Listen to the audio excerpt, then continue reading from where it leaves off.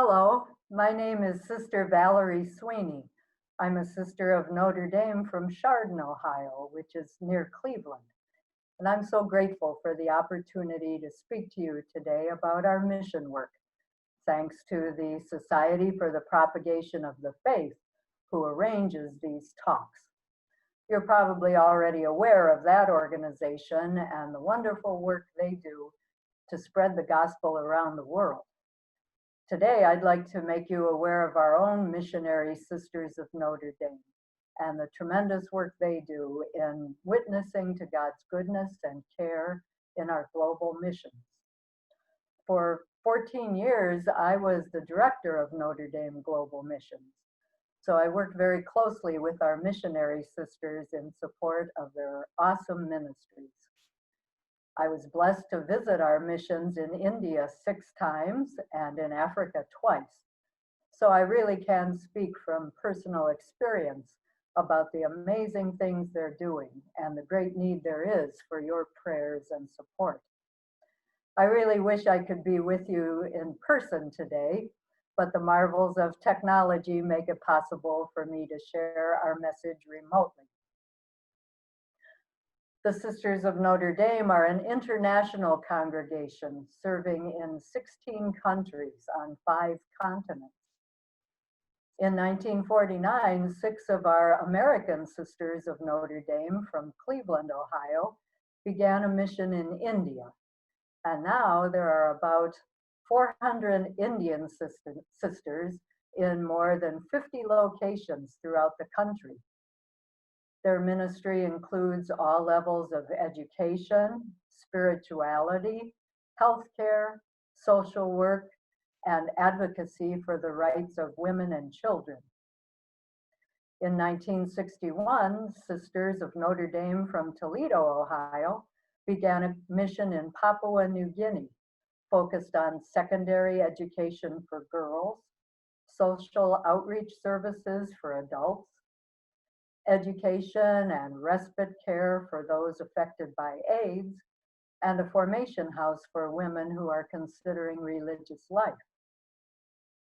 In 1992, Sisters of Notre Dame from India followed the Holy Father's call for missionaries to go to Africa, and they began their own mission in Tanzania. Then in 1995, American Sisters of Notre Dame from Kentucky and California began a mission in Uganda in Africa. In 2015, the Indian, African, and American Sisters of Notre Dame in Tanzania, Kenya, and Uganda joined together to become the East Africa Delegation. In this delegation, there are now more than 50 African Sisters of Notre Dame. Half of them are currently working towards their college degree to prepare them for ministry among their own people. So that really gives us much hope for the future in Africa, where the Catholic Church is so vibrant and growing. Pope Francis really reminds us that all of us are called by baptism to be missionary disciples, which simply means being Jesus for others wherever we are. But some, like our sisters who are missionaries in foreign lands, are called in a very particular way to carry out Jesus' command from Mark's Gospel. Go out to all the world and tell the good news. Our Notre Dame missionaries accompany people in poverty. Like Jesus, they reach out to those who are most in need, those who really live on the margins of society. Our sisters themselves live simple lives among the people, helping them in any way they can. For instance, our Indian sister Sudha is a lawyer, and for 20 years she lived in a mud hut among the Musahar people, who are the lowest caste people in India. Sister Sudha helps the Musahar claim their rights and stand up against injustices. She's helped more than 2,000 young women graduate from high school or skill training centers, and she coordinates more than 1,000 self-help groups for women. Our Notre Dame missionaries accompany people disadvantaged by illiteracy. In Tanzania and Africa, Sister Rashmi began a school for Maasai tribal children who had never been to school before. What Maasai parents want most for their children is education. So at first, Sister gathered the children under a tree to teach them.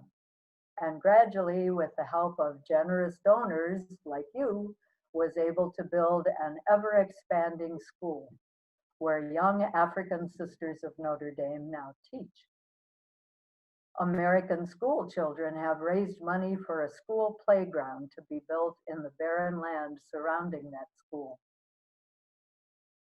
Our Notre Dame missionaries also accompany people ravaged by disease.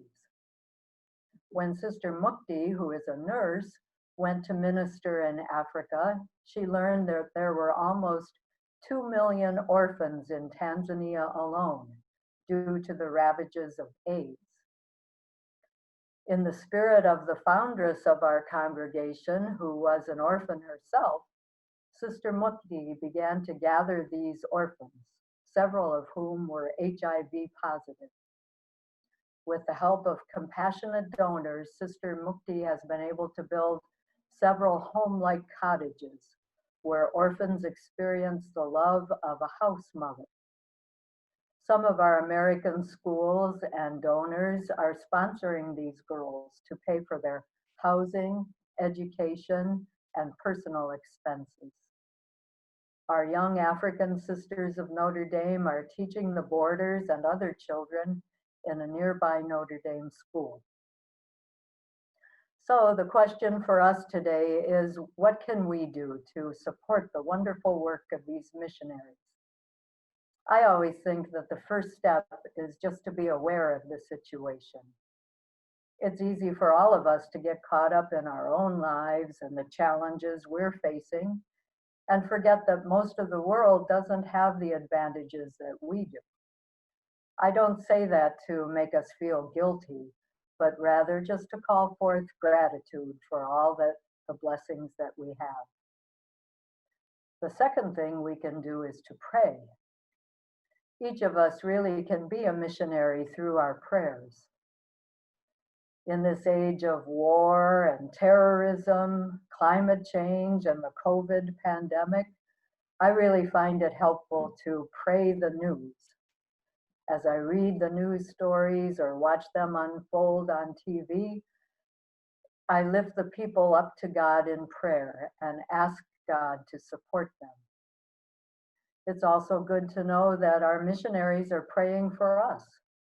Our sisters in the missionary countries know that I am speaking on their behalf, so they're praying for us and they'll continue to do that.